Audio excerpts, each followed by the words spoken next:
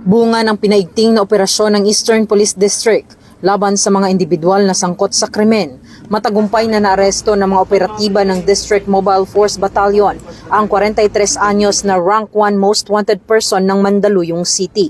Ang pag-aresto ay sinagawa noong Mayo 20 taong kasalukuyan sa Barangay Addition Hills, Mandaluyong City, sa bisa ng warrant of arrest na inisyo ng presiding judge ng Family Court Branch 5 ng Mandaluyong City kaugnay sa kasong qualified rape. Batay na rin sa masusing pag-iimbestiga na pag-alaman na ang huling pangyayari ay naganap muli noong Nobyembre 15 taong 2025. Hindi na kinaya ng biktima ang paulit-ulit na pang-aabuso sa kanya, kung kaya't naglakas loob na siyang magsumbong sa kanyang ina. Ang nahuling suspect ay dinala sa Mandaluyong City Medical Center para sa medical examination bago dalhin sa kustodiya ng Mandaluyong City Police Station Custodial Facility. Ayon sa District Director ng Eastern Police District na si Police Brigadier General Aden T. Lagradante, patuloy na palalakasin ng Eastern Police District ang kampanya laban sa mga wanted person, lalo na sa mga sangkot sa mga iligal na gawain at krimen laban sa kababaihan at kabataan.